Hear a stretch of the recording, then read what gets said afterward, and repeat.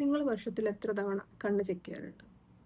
ഞാൻ ഒരു 5-6 വർഷം മുന്നേ ആയിരിക്കും എൻ്റെ ലാസ്റ്റ് ഐ ചെക്കപ്പ് നടത്തിയിട്ടുള്ളത്. അതുകൊണ്ട് തന്നെ ഞാൻ വിശ്വസിച്ചിട്ടുണ്ടായിരുന്നത് I have a perfect vision. എനിക്ക് ഇതുവരെ ലെറ്റേഴ്സ് ഒന്നും മങ്ങലായിട്ട് കാണുന്നില്ല. എനിക്ക് ചെറിയ ലെറ്റേഴ്സ് ഒക്കെ വായിക്കാം എന്നുള്ളൊരു കോൺഫിഡൻസ് എനിക്കുണ്ടായിരുന്നു. സോ ഐ തോട്ട് ഞാൻ എന്തിനാ വെറുതെ കണ്ണ് കാണിക്കാൻ നിൽക്കുന്നത്? അതുകൊണ്ട് ഞാൻ കണ്ണ് കാണിച്ചിട്ടുണ്ടായിരുന്നില്ല കുറേ കാലത്തിൽ. സോ റീസെൻ്റ്ലി ഉണ്ടായ ഒരു ഇഷ്യൂ എന്താണെന്ന് വെച്ചാൽ, ഞാൻ എൻ്റെ നാട്ടിൽ പോയി. ഞാനിപ്പോൾ കറൻറ്റ്ലി ചെന്നൈയിലാണ്. ഞാൻ നാട്ടിൽ പോയി. നാട്ടിൽ പോയ സമയത്ത് മൂവി കാണുകയാണ്. So my TV and sofa ഇടയിലൊരു ഓൾമോസ്റ്റ് ഒരു 5 മീറ്റേഴ്സ് ഡിഫറൻസ് ഉണ്ട്. ഓക്കെ, അപ്പോൾ സുഖമായിട്ട് ഇങ്ങനെ ദിവാനിൽ കിടന്നിട്ട് ടി വി കണ്ടുകൊണ്ടിരിക്കുകയാണ്. ടി വിയുടെ കണ്ടുവരുന്ന സമയത്ത് മൂവിയുടെ സബ് ടൈറ്റിൽസ് എനിക്ക് വായിക്കാൻ പറ്റുന്നില്ല. എനിക്ക് വായിക്കാൻ പറ്റുന്നുണ്ട്, പക്ഷെ എല്ലാ ലെറ്റേഴ്സിനും ഒരു ഓരയുണ്ട്. എല്ലാ ലെറ്റേഴ്സും ഇങ്ങനെ തിളങ്ങി മറിഞ്ഞ് നിൽക്കുന്നു. അപ്പോൾ ഡൗട്ട് തോന്നിയിട്ട് ഞാൻ എന്ത് ചെയ്തെന്ന് വെച്ചാൽ, എൻ്റെ വലത് കണ്ണ് അടച്ചു വെച്ചിട്ട് ഇടത് കണ്ണോട് വായിക്കാൻ ശ്രമിച്ചു. എനിക്ക് വായിക്കാൻ പറ്റുന്നുണ്ട്, പെർഫെക്റ്റ്. സെയിം വേ ഞാൻ എൻ്റെ ഇടത് കണ്ണ് അടച്ചു വെച്ചിട്ട് വലത് കണ്ണ് വായിക്കാൻ ശ്രമിച്ചപ്പോൾ ഫ്ലോപ്പ് ആയിപ്പോയി ഗൈസ്. അപ്പോൾ നമ്മളെല്ലാവരും സെൽഫ് പ്രൊക്ലെയിംഡ് ഡോക്ടേഴ്സ് ആണല്ലോ. നേരെ യൂട്യൂബിലേക്ക് പോയിട്ട് ഒരു ഐ ടെസ്റ്റ് എടുത്തു. ഐ ടെസ്റ്റിൽ 3 സ്ലൈഡ് വരെ എനിക്ക് ഈസി ആയിട്ട് വായിക്കാൻ പറ്റുന്നുണ്ട്, നോട്ട് എ പ്രോബ്ലം. പക്ഷേ 4th സ്ലൈഡ്, ആ 4th സ്ലൈഡിലാണ് ഏറ്റവും ചെറിയ ലെറ്റേഴ്സ് ഉണ്ടാവുക. അതെനിക്ക് എൻ്റെ ലെഫ്റ്റ് കണ്ണുകൊണ്ട് വായിക്കാൻ പറ്റുന്നുണ്ട്, but with my right eye it was very tough for me to read those. അപ്പോൾ എനിക്ക് മനസ്സിലായി, അടിച്ചു പോയി ഗൈസ്, വലത് കണ്ണ് അടിച്ചു പോയി ഗൈസ്. ഒന്നും നോക്കിയില്ല. ഞാൻ നേരെ പിറ്റേ ദിവസം, ഫ്രൈഡേ, പിറ്റേ ദിവസം നേരെ ശ്രീകാന്ത് ഹോസ്പിറ്റലിലേക്ക് പോയി. കോഴിക്കോട് കോട്ടൂളിലെ ശ്രീകാന്ത് ഹോസ്പിറ്റലിലേക്ക് പോയി കണ്ണ് കാണിക്കാൻ. അവിടെ പോയ സമയത്ത് ഒരു ഡോക്ടറെ എടുത്തിരുന്നു നമ്മൾ. ഡോക്ടർ പറഞ്ഞു കൺജക്റ്റിവിറ്റീസ് ഒന്നുമില്ല, ചെങ്കണ്ണും കാര്യങ്ങളൊന്നുമില്ല, കോർണിയ തിന്നിങ് ഉണ്ടോ എന്നൊരു ഡൗട്ട് ഉണ്ട്. ഈ കോർണിയ എന്താണെന്ന് എനിക്കറിയാം, തിന്നിങ് എന്താണെന്ന് എനിക്കറിയാം, പക്ഷേ ഈ കോർണിയ തിന്നിങ് എന്ന് വെച്ചാൽ എന്ത്, ഈ കറുത്ത ഭാഗം മെലിയുന്നതാണോ എന്ന് പറഞ്ഞ ഡൗട്ട് വന്നു. ആ ഡോക്ടർ പറഞ്ഞു വേണ്ട, നമുക്ക് ഇവിടെയുള്ള ഒരു ഡോക്ടറെ എടുത്ത്, നമുക്ക് സെയിം ഹോസ്പിറ്റലിലെ ഡോക്ടറെ എടുത്ത് നമുക്കൊരു സെക്കൻഡ് ഒപ്പീനിയൻ എടുക്കാമെന്ന് പറഞ്ഞു. നിങ്ങൾ ആയിഷ ഡോക്ടറുടെ ഒ പിയിലേക്ക് പോയിക്കോളൂ എന്ന് പറഞ്ഞു. ഞങ്ങൾ അവിടെ പോയി. വിത്തിൻ 5 മിനിറ്റ്സ് ഡോക്ടർ വിളിച്ചു. പറഞ്ഞു ആദ്യം വിഷൻ ടെസ്റ്റ് ചെയ്യണം, ഐ പ്രഷർ എല്ലാം ചെക്ക് ചെയ്യാൻ പറഞ്ഞു. എല്ലാം നമ്മൾ ചെക്ക് ചെയ്തു.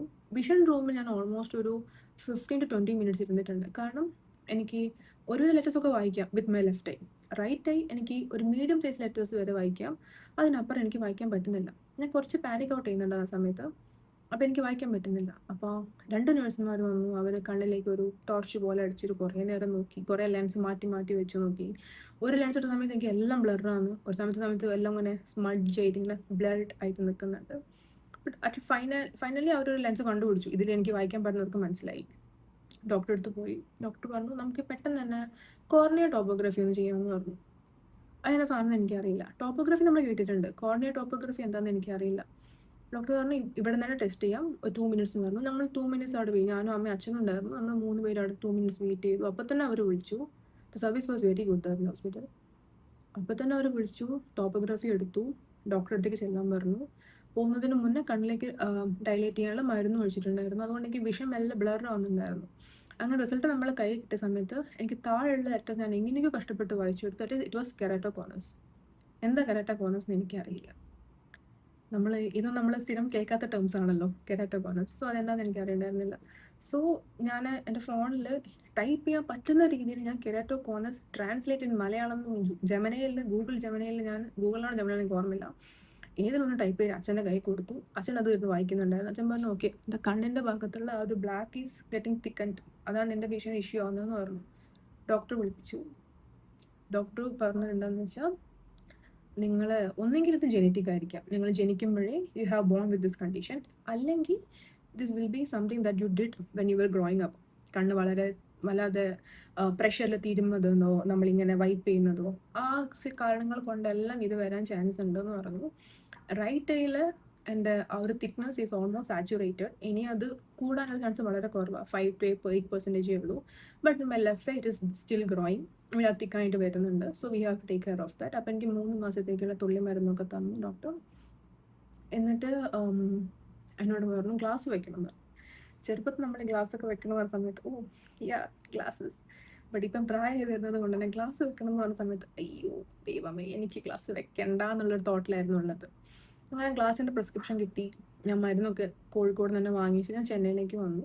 ചെന്നൈയിലേക്ക് വന്ന സമയത്താണ് ഞാൻ പ്രിസ്ക്രിപ്ഷൻ നോക്കുന്നത് actually that my vision was -1. എനിക്കത് വിശ്വസിക്കാൻ പറ്റുന്നുണ്ടായിരുന്നില്ല. കാരണം -1 എന്നൊക്കെ പറയുമ്പോൾ നമുക്കത് ഈശ്വരാ എൻ്റെ കണ്ണ് പോയി. എൻ്റെ കണ്ണില്ല ഗൈസ്, കണ്ണ് പോയി അവിടെ. അങ്ങനെ നേരെ ലെൻസ് കാർട്ടിലേക്ക് വിട്ടു. ഗ്ലാസ് വാങ്ങിച്ചു. Buy 1 get 1 offer lens cart എല്ലപ്പോഴും ഉണ്ടാവാറുണ്ടല്ലോ. അപ്പം വീട്ടിലേക്ക് വെക്കാൻ ദേ ഈ കാണുന്നൊരു ഗ്ലാസും, പുറത്തേക്ക് വെക്കാൻ ഒരു ഫുൾ തിക്ക് ബ്ലാക്ക് ഫ്രെയിം സ്റ്റൈലിഷ് അപ്പീലിങ്ങിന് വേണ്ടിയിട്ട് ഒരു ബ്ലാക്ക് ഗ്ലാസും വാങ്ങിച്ചിട്ടുണ്ട്. ഇനി ആ ബ്ലാക്ക് ഗ്ലാസ് വരുന്ന സമയത്ത് I will do another video maybe. Let's see. So if you are not getting your eyes checked, please do that at least once in a year. Please do that, because especially ഇത്തരം conditions, I mean keratoconus ഉള്ള ആൾക്കാർക്ക് എന്താണെന്ന് വെച്ചാൽ 3 മാസം കൂടുമ്പോൾ അവരുടെ power വാരി ആവാനുള്ള ചാൻസ് ഉണ്ട്. It's not a very big term, very big thing, not a very big deal actually, but still നമുക്ക് വരുമ്പോഴാണോ നമുക്ക് അതിൻ്റെ ബുദ്ധിമുട്ട് മനസ്സിലാവുന്നത്. ഈ കണ്ണട വെക്കാതിരിക്കുന്ന സമയത്ത് എനിക്ക് പലതും ബ്ലറായിട്ടും മങ്ങലായിട്ടൊക്കെ ഫീൽ ചെയ്തിട്ടുണ്ടായിരുന്നു. Now I M feeling very much comfortable because എനിക്ക് ഹെഡേക്ക് ഇല്ല. അല്ലെങ്കിൽ എന്താണെന്ന് വെച്ചാൽ ഞാൻ ഈ കണ്ണട വെക്കാത്തത് കൊണ്ട് തന്നെ നമ്മൾ സ്ട്രെയിൻ ചെയ്ത് വായിക്കുന്ന സമയത്ത് യൂഷ്വലി ഹെഡേക്ക് വരും. ഇപ്പം എനിക്ക് ഹെഡേക്ക് ഇല്ല. So I am happy that I M wearing this glass, but still we are getting old. We have to put glasses. So please get check your eyes. എല്ലാവരും കണ്ണ് at least വർഷത്തിൽ ഒരിക്കലെങ്കിലും check ചെയ്യുക, power check ചെയ്യുക. നമ്മൾ lens കാർട്ടിലൊക്കെ free vision check-ups ഉണ്ട്. So അവിടെയൊക്കെ പോയി ഒന്ന് ചുമ്മാ ഡോക്ടറെ കാണാനൊക്കെ സമയമൊന്നും ഇല്ലെങ്കിൽ നിങ്ങൾ വെറുതെ ഷോപ്പിങ്ങിനൊക്കെ പോകുന്ന സമയത്ത് ഓൾമോസ്റ്റ് എല്ലാ ഷോപ്പിംഗ് മാളിലും ഈ ഒരു ലെൻസ് കാർട്ട് ഉണ്ടാവും. ഓൾമോസ്റ്റ് എല്ലാ ലെൻസ് കാർട്ടും ഈ ഒരു സർവീസ് അവൈലബിൾ ആണ്. So go check your eyes and get checked up, because once it is severe നമുക്കതിന് തിരിച്ചു പോകാൻ പറ്റില്ല. വൺസ് വി ഡയഗ്നോസിസ് ഏർലി, ഞാനിത് മുന്നേ കണ്ടുപിടിച്ചിട്ടുണ്ടായിരുന്നെങ്കിൽ ഇപ്പോൾ എനിക്ക് മേ ബി കുറച്ചും കൂടെ കഴിഞ്ഞിട്ടായിരിക്കാം ഗ്ലാസ് വെക്കേണ്ടി വന്നിട്ടുണ്ടാവുക. But it's the fate, so I have to put the glass now. So please check your ice.